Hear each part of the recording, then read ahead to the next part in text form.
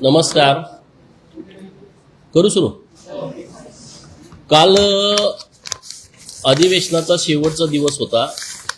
काही लक्षवेधी मी सभागृहामध्ये मांडण्याचा प्रयत्न केला, परंतु सांगली जिल्हा परिषद अध्यक्षपदाच्या निवडीमध्ये 3 दिवस मी इकडे गैरहजर असल्यामुळं आणि 24 तारखेला एका बैठकीच्या संदर्भात मी बाहेरगावी असल्यामुळं मला ती लक्षवेधी घेता आली नाही.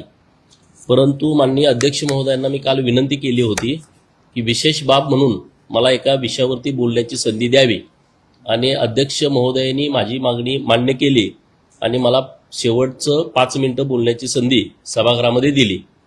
आता हा विषय अत्यंत महत्त्वाचा विषय आहे.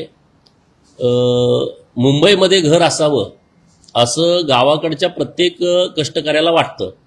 मग तो माताडी असेल, भाजीपाल्यामध्ये काम करणार असेल, रिक्षा चालवणार असेल किंवा नोकरी करणार असेल, खाजगी नोकरी असेल किंवा सरकारी नोकरी करणार असेल, ह्या सामान्य लोकांना तर आपलं घर मुंबईमध्ये असावं वाटतं.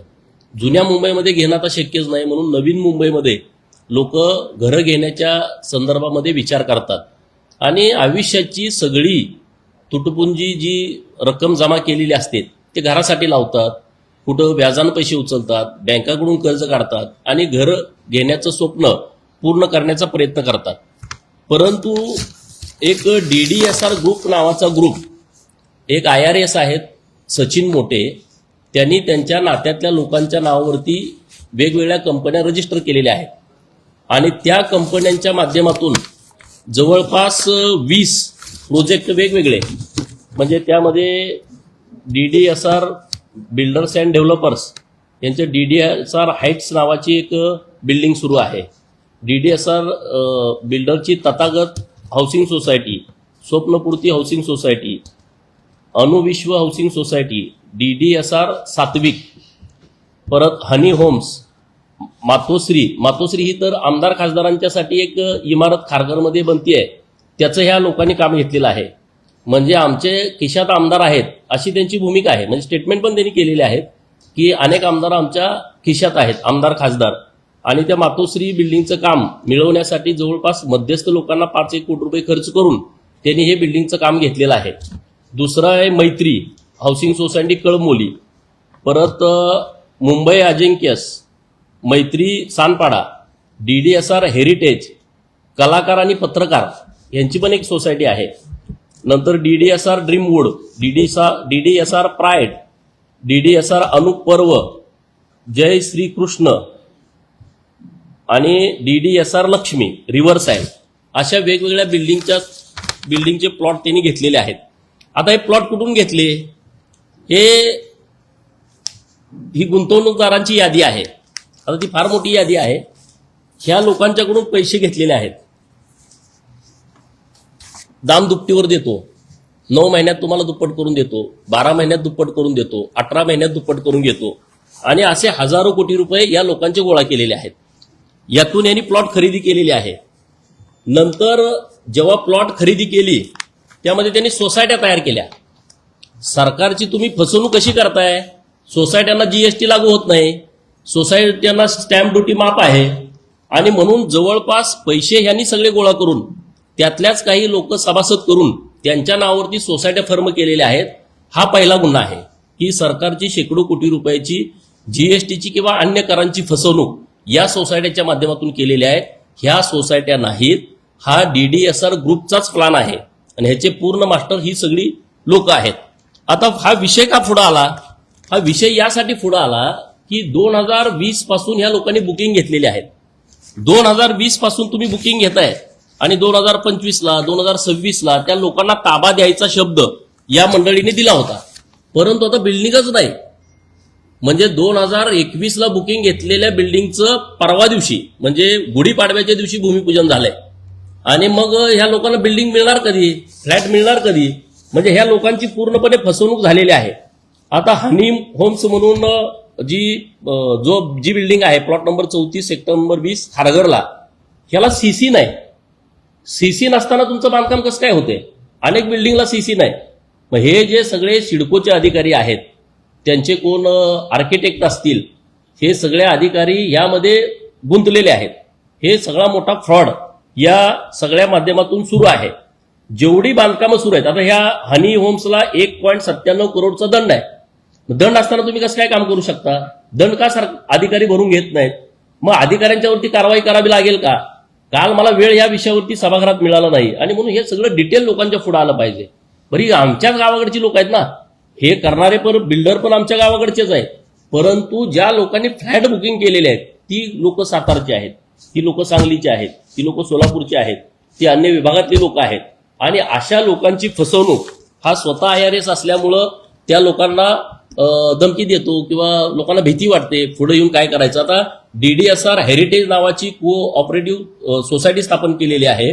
आता ह्या 4 मजल्याची CC मिळाली ह्या लोकांना, परंतु यांनी बांधकाम जे चालू केलंय ते पुढची CC न घेता चालू केलेलं आहे. 263 फ्लॅटचं बुकिंग केलंय आणि बिल्डिंगचं अजून कामच नाही. त्यांना अजून पजेशन पण देतो बोलले होते 2026ला, त्या गोष्टीचं अजून पजेशन पण नाही आहे. रॉयल्टी मोठी यांनी जे मुरुम उत्खनन केलं, माती उत्खनन केलं, त्याचं एक दंडाचं नोटीस त्यांना ड्रीमवूडला प्लॉट नंबर 22 ते 26 सेक्टर 13ला नायब तहसीलदार ठाणे दत्तात्रय बेडे 4291 ब्राचं त्याला नोटीस काढलं, परंतु दंड भरून घेतला नाही. मी काल महसूल मंत्री महोदयांना भेटलो की सगळ्या जेवढ्या 20 सोसायट्या आहेत त्यामध्ये तुम्ही जेवढे ह्यांना उत्खनन केलेलं आहे त्याच्याबद्दलचं तुम्ही माहिती घेतली पाहिजे. आता GST भरली नाही आणि GSTचं नोटीस त्यांना आलं, GSTच्या अधिकाऱ्यांनी का नाही कारवाई केली या सगळ्या विषयावरती? म्हणजे एका बाजूला लोकांच्याकडून करोडो रुपये घेतायत, त्यांची फसवणूक करतायत आणि त्यांना बिल्डिंगचा ताबा पण देत नाहीत, अजून ते देऊ शकत नाहीत. आता त्यांच्याकडं बिल्डिंग ह्या लोकांची सगळ्या फसवणूक झाल्या 100%. आज ते दर आठवड्याला बोलवत आहेत, त्यांना जेवण खाणं तुम्हाला देतो देतो देतो. आता मला लोक, काल मी सभागृहात विषय घेतल्यापासून एवढी लोक मला भेटली, सकाळपासून हॉटेलवरती 5-50 लोक मला भेटून गेली. अहो आम्ही त्यांच्याकडे रोज जातोय, ते आम्हाला नंतर देतो, आता ह्याच्यात अडकलंय त्याच्यात अडकलंय. आणि त्यामुळे त्या लोकांची मोठी फसवणूक या सगळ्या लोकांनी केलेली आहे. आता मातोश्री आमदार खासदारांची बिल्डिंग यांनी बांधायला घेतली, बांधायला घेऊन 4 वर्ष झाली, अजून 4था स्लॅब चालू आहे, त्याच्या बाजूची बिल्डिंग पूर्ण झाली. म्हणजे आमदार खासदारांना पण यांनी फसवलंय. आणि म्हणून मी काल सभागृहात ही मागणी केली की ह्याचा जो म्होरक्या आहे सचिन मोटे, आणि मग त्यांच्यावरती कारवाई होण्याची आवश्यकता आहे. ते तिथं तर रतन टाटाचा फोटो वापरतात. या लाजीरवाणी बाब सगळ्यात ही गोष्ट आहे की या DDSR ऑफिसमध्ये आदरणीय रतन टाटा साहेबांचा फोटो आहे. तुम्ही फसवणूक करताय. जेवढे इन्व्हेस्टर आहेत, म्हणजे आता अशोक खरात जशी फाईल आल्या अशी सचिन मोटेची फाईल येण्याची शक्यता आहे. कारण प्रत्येक इन्व्हेस्टर जे लोक आहेत त्यांचे महिलांच्या बरोबरचे व्हिडिओ तयार करून ठेवलेत ब्लॅकमेल करण्याच्या दृष्टिकोनातून. आणि ही सगळी वस्तुस्थिती आहे. ही वस्तुस्थिती आज ना उद्या सगळी समोर येणार आहे. तत्पूर्वी सरकारनं या सगळ्या बाबीमध्ये, कारण CC न देणं, GST न भरणं, रॉयल्टी न भरणं, कुठल्याही परवानग्या न घेता बिल्डिंगचं काम चालू करणं, लोकांचं बुकिंग घेणं परवानगी नसताना, आणि बुकिंग घेऊन 4-4, 5-5 वर्ष झाल्याच्या नंतर सुद्धा त्यांना फ्लॅटचा ताबा न देणं, या संदर्भामध्ये मी काल सभागृहामध्ये मागणी केली होती की सरकारनं या सगळ्या विषयाचा विचार करून सुमोटो यांच्यावरती कारवाई करावी. माननीय मुख्यमंत्री महोदयांना मी धन्यवाद देईन की त्यांनी जॉईंट CP लेवलच्या अधिकाऱ्याच्या माध्यमातून या सगळ्या प्रकरणाची चौकशी करण्याचा शब्द दिलेला आहे. आणि म्हणून आता पुढच्या 4-5 दिवसामध्ये आम्ही ही सगळी डिटेल तक्रार माननीय मुख्यमंत्री महोदयांच्याकडे देतोय. काही तक्रारी आम्ही रितसर दिलेल्या आहेत. या सगळ्या अरे ज्यांच्याकडे चप्पल घालायला नव्हती अशी पोरं 2-2 हजार कोटी येतात कुठून? आज हा जीवन भाई म्हणून आहे, त्याचा नंबर आहे 9619774551. त्याचा दुसरा भाई KP भाई, हा 8091885721. यांनी किमान 1000-1500 कोटी रुपये व्हाईट करून दिलेत त्यांना. कुठल्या आधारे दिले? एवढे पैसे आले कुठून? हवाला करणारी काही लोक आहेत, त्यांच्याकडे शेकडो कोटी रुपये आलेले आहेत, त्यांचे माझ्याकडे नाव आहेत, त्यांचे माझ्याकडे नंबर आहेत. नंतर मोहित कक्कर नावाचा फायनान्सर आहे, त्यांनी मोठं शेकडो कोटी रुपयाचं फायनान्स यांना केलंय. कुठल्या आधारे केलं? कुठल्या बेसवरती केलं? नंतर SBI बँकेच्या कर्ज काढलंय काही लोकांनी आणि त्या लोकांचे हप्ते सुरू आहेत. अरे बिल्डिंगच नाही तर हप्ते कसे काय सुरू? पोलीसमध्ये काम करणारी लोक आहेत, त्यांचे हप्ते सुरू आहेत बिल्डिंग मधले, आणि त्या बिल्डिंग मध्ये अजून बांधकामच नाही सुरू झालं आणि तुम्ही त्याच्यावरती डायरेक्ट त्यांच्या पगारातून पैसे कट करता. म्हणजे हे बँकेची लोक सुद्धा या सगळ्या प्रकरणामध्ये दोषी आहेत. कारण सिडकोचे अधिकारी तर ह्यांना पूर्ण मॅनेज आहेत. सिडकोतले अधिकाऱ्यांची इन्व्हेस्टमेंट आहे, काही IPS, काही IRS, काही IAS, यांचं यामध्ये पैसे गुंतलेले आहेत आणि ते सगळे प्रकरण हळूहळू या सगळ्या विषयात पुढे येतील. आता कलाकार आणि पत्रकार यांनी पण बुकिंग केलेली आहे. एक त्यांची प्लॉट नंबर 13 सेक्टर नंबर 8 पनवेलमध्ये ही सोसायटी आहे. 2023ला काम सुरू आहे. आता नुसता 4था स्लॅब पडलाय. ताबा देतो देतो देतो म्हणून ते बोलतायत. 2026ला ताबा द्यायचं होतं. आता 2026चा एप्रिल महिना सुरू होतोय आणि अजून त्याचं बांधकाम पण सुरू केलं नाही. म्हणजे त्या बिचाऱ्या पत्रकारांची पण त्यांची फसवणूक केलेली आहे. एजंट लोक जी मोठ्या प्रमाणात त्यांनी इथं बुकिंग दिलेलं आहे. रवीश भाटला आणि अप्रीत भाटला हे जे लोक आहेत त्यांनी ह्या सगळ्या लोकांची फसवणूक मोठ्या प्रमाणात केलेली आहे. DDSR हेरिटेज आणि DDSR प्राईड ह्या बिल्डिंगच नाहीत आणि त्या शेकडो लोकांचे तुम्ही पैसे घेतलेत. शेकडो लोकांचे पैसे घेतलेत, काम नाही. आता गुढीपाडव्याला या सोसायटीचं काम यांनी सुरू केलंय 19 तारखेला आणि त्यामध्ये कुठलीच परवानगी नाही. हे जे सगळे विषय आहेत या विषयाच्या संदर्भामध्ये मी सभागृहात विषय उचललाय आणि आता पण आपल्या माध्यमातून ज्या लोकांची फसवणूक झालीत त्यांनी घाबरण्याचं कारण नाही आहे. आता सुमोटो कारवाई होणारच आहे. दहिसरला एक त्याच्या बायकोच्या नावावरती एक प्लॉट आहे म्हणजे ते एजन्सीमध्ये. त्यांना तर 5 वर्ष झालं त्यांची इन्व्हेस्टमेंट घेतली आहे. त्यांना हात वर केला. आता आम्ही तुमचं देऊ शकत नाही. म्हणजे त्या लोकांनी एवढे इन्व्हेस्टमेंट करून सुद्धा त्यांच्या हाताला काही लागणार नाही. असे हे सगळे जे विषय आहेत ते विषय आता रेकॉर्डवरती येण्याची आवश्यकता आहे. बाकीची जी प्रकरणं आहेत, महिलांची फसवणूक करणं, विद्यार्थिनींची फसवणूक करणं, IRS म्हणून त्यांना ब्लॅकमेल करणं, त्यांच्यावरती चुकीच्या पद्धतीनं वागणं, हे सगळे विषय समोर येतील. एक अधिकारी आहे माझ्या समाजाचा, क्लास 2 अधिकारी, त्याची बायको पळवून नेऊन पुण्यामध्ये ठेवणं, त्याचा डिवोर्स घेणं, असे सगळे विषय आहेत. ते मी यथावश्यक पुढच्या काळामध्ये ते सगळे विषय काढेन. परंतु आता लोकांची, गरीब लोकांची मोठी फसवणूक झाल्यामुळं याच्यावरती कारवाई करावी आणि हा दर दिवशी DDSR मध्ये येतो. आता म्हणजे आम्हाला काय संबंध आहे, मी रेकॉर्डवरती नाही, तर ह्याची सगळी तपासणी झाली पाहिजे. ह्यांचे सगळे कॉल रेकॉर्डिंग, ह्यांचे व्हॉट्सअप कॉलिंग, ह्यांचे DDSR मध्ये किती वेळा ते आले, किती लोकांनी त्यांच्यामुळं इथं प्लॉट बुकिंग केलेलं आहे, इन्व्हेस्टमेंट केलेलं आहे, हे सगळं पुढे येण्याची आवश्यकता आहे आणि त्यासाठी मी स्वतः या सगळ्या गोष्टीचा पाठपुरावा करतोय.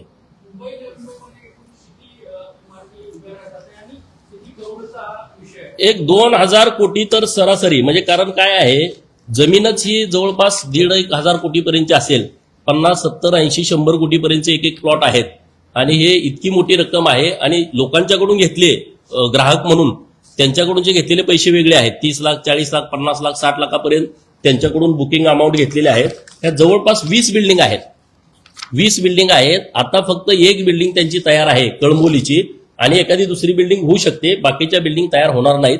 आता ते मी कॉन्ट्रॅक्टरांची माहिती घेतली की 50 कोटी रुपये ते कॉन्ट्रॅक्टरचेच देणे आहेत. संडास बांधायला 4 माणसं लागतात, ह्यांची बिल्डिंग बांधायला 10-20 माणसं असतात मुंबईमधली बिल्डिंग बांधायला. अशी परिस्थिती इथं आहे. म्हणजे माझं म्हणणं कसं आहे, गावाकडच्या लोकांची तुम्ही फसवणूक करता, मेजाजगिरी करता, पैशाची उधळण करता. 10-10 कोटीची घरं गावाकडं बांधलेले आहेत. अरे तुम्हाला चपल्या घालायला नव्हत्या 2-4 वर्षापूर्वी. तुम्ही गरीब लोकांच्या जीवावरती आज गाड्या घेऊन फिरताय, रेंज रोव्हर सारख्या, LC सारख्या गाड्या तुम्ही घेताय, फिरताय. लोकांना घरं द्या ना आणि परत मग तुमचा रुबाब करा. ज्या लोकांनी इन्व्हेस्टमेंट केली ते आमचे दुकानदार लोक आहेत, सोना चांदीमध्ये काम करणारे.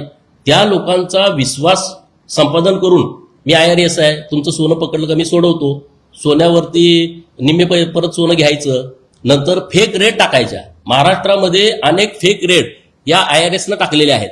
म्हणजे जवळच्या मित्रांना रेट टाकायला पाठवायचं, रेट टाकायची आणि मग सगळी तपासणी करायची. मग त्यांना बोला तुमचा कोण एखादा मित्र आहे का, मग ते म्हणाल आमचा सचिन मोठे मित्र आहे. अहो बोला त्यांचं हे साहेबांचं खूप जवळचं आहे. आणि मग त्यांना सांगायचं आणि मग त्या एका महाराष्ट्रातल्या अतिशय मोठ्या माणसावरती रेट टाकली 2 वेळा. खरोखर जेव्हा रेड पडली तेव्हा हा गायब झाला, कारण तो जेलमध्ये गेला. 2 रेड अशा टाकल्या की त्यांच्याकडून करोडो रुपये त्यांनी गोळा केलेले आहेत. जवळचे जेवढे आमचे दुकानदार आहेत ते सगळे लॉर्ड लोक आहेत, अखंड देशभर सोना चांदीचा व्यापार करणारी लोक आहेत. त्यांच्या घरी जायचं, त्यांची माहिती घ्यायची आणि मग लगेच कोणाला तरी तिथं रेडला पाठवायचं 1-2 महिन्यानंतर आणि परत ते रेडमधून बाहेर काढायचं, पैसे घ्यायचे. सोन्यामध्ये व्यापार करणारी लोक आहेत, त्यांचं सोनं पकडून द्यायचं, परत तिथल्या अधिकाऱ्याला सांगून निम्म करून घ्यायचं. आणि दुर्दैवाची बाब, माझे दुकानदार बांधव आहेत त्यांच्या घरच्यांच्या बाबतीमध्ये खूप चुकीचं वागलं जात आहे. त्यांच्या मुलींना मुंबईला बोलवायचं, त्यांच्या सुनांना मुंबईला बोलवायचं, इथं ड्रगच्या पार्ट्या करायच्या, असं घाणेरडं काम हे इथं सुरू आहे. आणि म्हणून म्हणलं की एकदा या विषयावरती आपण बोलण्याची आवश्यकता आहे. कारण माझ्याच गावाकडची लोक फसतायत ना. हे जरी माझ्या गावाकडची लोक असली, ही 2-4 लोक आहेत, हजारो लोकांची फसवणूक होते आणि त्याला वाचा फुटावी यासाठी वरिष्ठ अधिकाऱ्यांच्या माध्यमातून चौकशी व्हावी ही मागणी माननीय मुख्यमंत्री महोदयांनी मान्य केली आहे. तर आम्ही व्यवस्थित रीतसर सर्व कंप्लेंट आम्ही त्यांच्याकडे देतोय.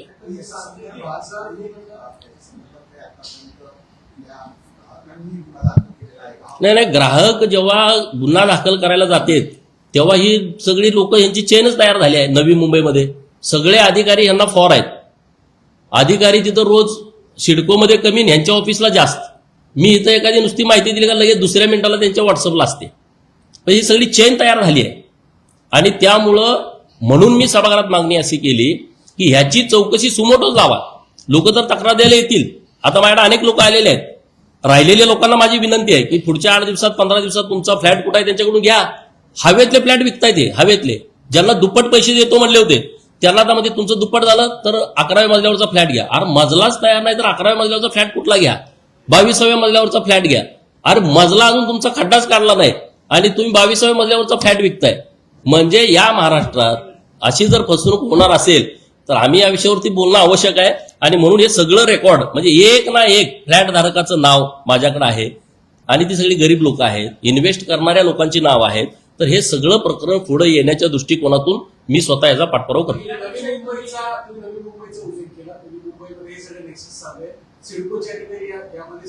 शंभर टक्के असल्याचे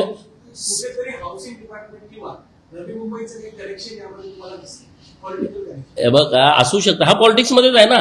हा नुसता नावालाच अधिकार आहे. हा ह्याच्या घरी सगळे पॉलिटिकल जे लोक आहेत ते सगळे लोक येतात. त्या विषयावरती मला जायचं नाही. मला हे पॉलिटिक्सला न्यायचं नाही. तो नंतरचा विषय येऊ, त्यांच्यावर काय रिप्लाय ते त्यावर बघू आपण. परंतु ही लोकांची जी फसवणूक आहे, आमदाराला फसवताय तुम्ही. आमदारांना तुम्ही 3-4 वर्षापूर्वी त्याचं भूमिपूजन झालंय, आता 4था स्लॅब चालू आहे. आता 3-4 वर्षात मुंबईमध्ये बिल्डिंग होती का नाही होती सांगा. आता मोठेपणा करायचा म्हणून आमदार माझ्या खिशात आहेत म्हणून त्यांनी 3600 रुपये बांधकामाला खर्च येतोय, 2400ला काम घेतलंय. असले सगळे उद्योग आहेत.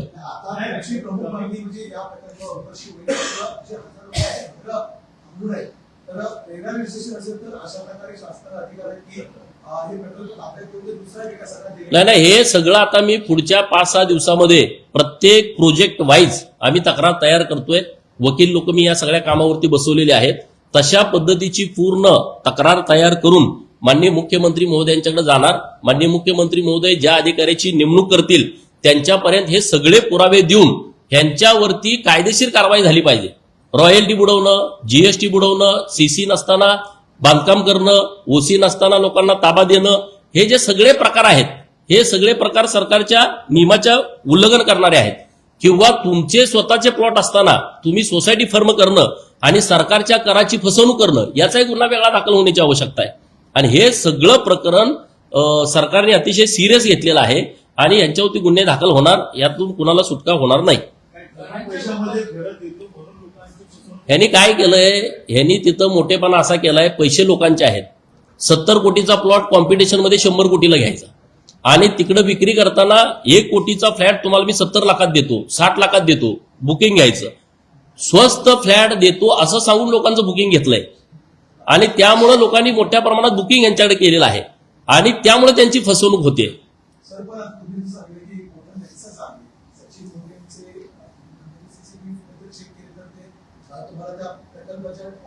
हजार वेळा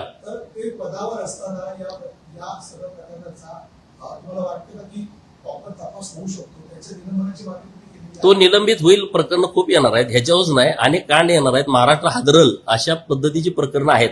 हा अशोक खरात विरात लोक विसरून जातील, हे विषय डोक्यात ठेवणार नाहीत. अशा पद्धतीची काळी कृती आहेत आणि ते पुढच्या आठवड्यात 15 दिवसात पुढे येतील. दिली ना मी.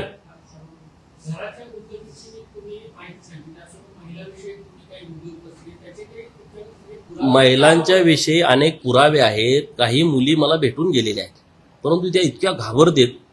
एमपीएससी करणाऱ्या मुली, यूपीएससी करणाऱ्या मुली, तुमच्याबरोबर लग्न करतो, तुमच्याबरोबर अमुक करतो, तमुक करतो, म्हणजे आता तो विषय सांगण्यासारखा नाही, अशा पलीकडचा आहे. म्हणजे महाराष्ट्रात असं कुठल्याच अधिकाऱ्यानं कांड केलं नसेल असं कान पुढे येऊ शकतं. म्हणजे असं कुणीच नसेल केलं. अशा पद्धतीचे सगळे प्रयोग पुढे येणार आहेत. पण तेव्हा आपण पुढच्या ह्याच्यात बघू. आता हा सगळा ग्राहक लोकांचा विषय आहे, गुंतवणूकदार लोकांचा विषय आहे, त्यांच्या फसवणुकीच्या संदर्भातली ही आजची प्रेस आहे आणि त्याचा मी व्यवस्थितपणे पाठपुरावा करतोय. आणि ह्याचा हेतू आजचा माझा एवढाच आहे, आम्ही निवडणुकांपर्यंत सगळ्या कुठल्याच विषयात या बोललो नाही, परंतु लोकांची फसवणूक होते, गावाकडच्या लोकांची फसवणूक होते. माझं घर नाही अजून मुंबईत, मी आज आमदार आहे, 6 वर्ष झाला आमदार. हे काय उघडच आहे. जर एखादा आमदार मुंबईत घर घेऊ शकत नाही आणि सामान्य माणूस तो कसा घेत असेल, किती वाईट परिस्थितीतून तो बुकिंग करत असेल. माथाडीमध्ये काम करणारी पोरं आहेत आमची, दिवसभर रात्र गाढवासारखं ओझं वाहत आहेत आणि त्यातले पैसे काढून त्या ह्याच्यात भरलेले आहेत. ह्यांचा रुबाब, पल्लवी हॉटेलला या, जेवणाच्या पार्ट्या देतो, तुम्हाला हे कर, मग लोक अरे ठीक आहे आता पुढच्या आठवड्यात देतील. अजून 5-6 वर्ष यांना घरच मिळू शकत नाही. 18-18, 14-14 मजल्याच्या बिल्डिंग आहेत, ज्याचा अजून पायाच काढला नाही आणि ज्यांचा ताबा 25ला आणि 26ला द्यायचा होता त्यांचा आता ताबा देणार कसं. त्या लोकांची पूर्ण फसवणूक झाली आहे. आणि ह्यांचं कसं झालंय, त्या कंपन्या नसतात का, ह्याचे पैसे घ्यायचे त्याला द्यायचे दुप्पट, त्याचे घ्यायचे त्याला तिप्पट. आता ह्यांच्याकडे इन्व्हेस्टर लोक जे आहेत त्यांच्या पूर्ण लक्षात आलेलं आहे की आपल्या पैशावरती हे सगळा डामडोल करतायत आणि त्यामुळे ह्याची मोठी फसवणूक सगळी केलेली आहे. दुसरा जो विषय आहे त्यामध्ये जे तिथले जे त्यांचे वास्तू सल्लागार आहेत त्यांच्यावरती पण गुन्हा दाखल होण्याची आवश्यकता आहे. सिडकोचे जे अधिकारी आहेत त्यांनी सीसी नसताना त्यांना कशा पद्धतीनं बांधकाम करण्याला परवानगी दिली त्या लोकांच्यावरती गुन्हा दाखल होण्याची आवश्यकता आहे. जीएसटीचे जे अधिकारी आहेत, मुलकर मॅडम यांच्याकडे हा सगळा विषय आहे, त्या लावून धरतायत. त्या एकदम स्ट्रिक्ट मॅडम आहेत असं मला कळालं, दीपाली पिलारी मॅडम आणि मुलकर मॅडम. तर हे सगळे या विषयात त्यांनी सिरियस घ्यावं. गोडके नावाचा जीएसटीचा कोणतरी कमिशनर आहे तो त्यांना मदत करतोय. म्हणजे अशी एक अधिकाऱ्यांची मोठी चेन तयार झालेली आहे. तर ह्याच्या संपूर्ण खोलामध्ये आता मी जातोय. आणखी काही माहिती मला प्राप्त होते त्या पद्धतीनं मी माननीय मुख्यमंत्री महोदय यांच्याकडे ह्या सगळ्या गोष्टींचा तक्रार करेन.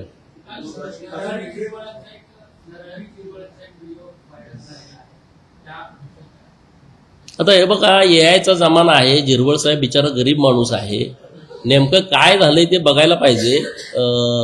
तो खरंच त्या व्हिडिओची सत्यता गरीब बिचारा आहे, सत्यता तपासण्याची आवश्यकता आहे.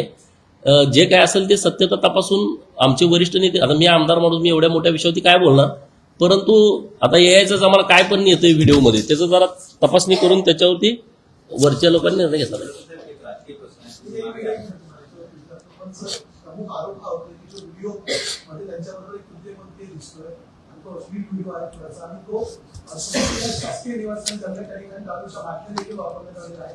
मध्य पार्टी अशा प्रकारे शासकीय निवासस्थानी करण्यात कितपत योग्य वाटतं? आणि मी काय म्हणतोय, आधी व्हिडिओची सत्यता तर येऊ द्या ना. काय नेमकं व्हिडिओ खरा आहे का खोटा आहे का, आता काही त्या एआयच्या माध्यमातून करता येते. त्यामुळे आता वरिष्ठ लोक व्यवस्थित त्याची तपासणी करून, दुसऱ्या कोणाचा असलं तर मी बोललो असतो जोरात, मी अशा लोकांच्यावरती बोलत नाही. सर, दुसरा एक प्रश्न आहे. तुम्ही काही दिवसांपूर्वी एक आरोप केला होता की तुमच्या सांगली जिल्ह्यातील एक बडा नेता जो रक्ताना आंदोलन करत होता असं तुमचा आरोप होता, त्याच्यात कसं काय कनेक्शन आहे? बोललो ना मी त्या विषयावरती. हे बघा, विषय माझा प्रश्न काय आहे की ही जी लोक आहेत ती पुरोगामी लोक आहेत. भाषणामध्ये ते काय सांगतायत की फुले शाहू आंबेडकरांचे विचाराचे आम्ही पाईक आहोत. पण तुम्ही पुरोगामी आहात, मग त्या बाबाकडे गेला का?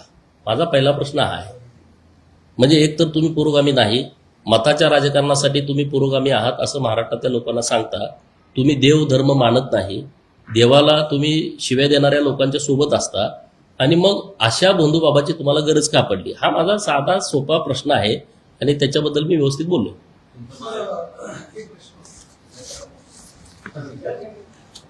प्रश्न होता, तुमची लक्षवेधी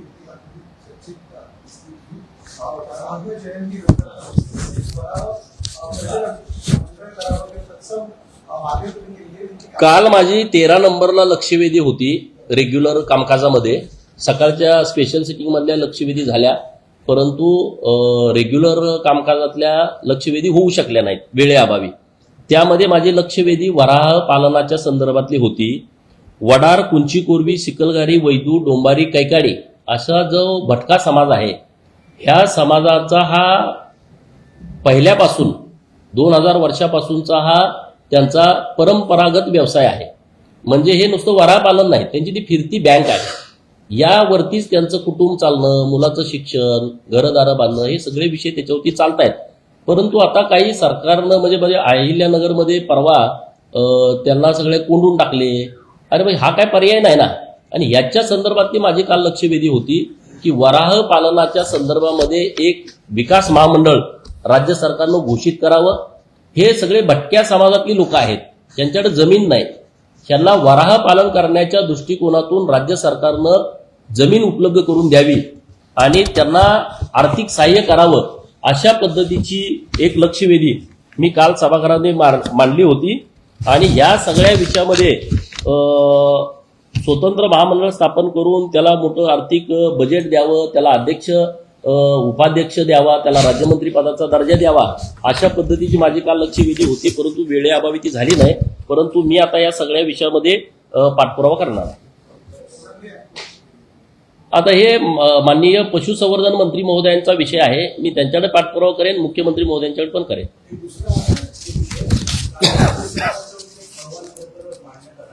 पुण्यातल्या जमीन दरवाढ प्रकरणामध्ये पार्थ पवार जर दोषी असतील किंवा त्यांचा सहभाग असेल तर त्यांच्यावर सुद्धा फौजदारी कारवाई होईल, अशा प्रकारचा एक अहवाल काल राज्य सरकार. अहवाल काय आला ह्याच्याविषयी मला माहिती नाही. परंतु काल आपल्याच मीडियाच्या माध्यमातून मी बघितलेलं आहे. जे अधिकारी अपॉइंट केले होते त्यांनी अहवाल दिलेला आहे आणि जी कोणी रेकॉर्डवरती लोक आहेत त्यांना दोषी धरलेलं आहे. तर आता अहवालात नेमकं काय आहे याच्याबद्दलची मला एवढी डिटेल माहिती नाही. पार्थ पवारांचं नाव आलं, त्यांच्यावर कारवाई होईल. नाही, आता अहवालात तर कालच्या अहवालात त्यांचं नाव स्पष्ट नाही असं मी बातमीत वाचलं असेल तर मग ठीक आहे, राज्य सरकार त्यावर योग्य निर्णय घेईल. मंत्री नेहमी वादात का? आता हे राष्ट्रवादीवाल्यांना विचारा ना. चलो.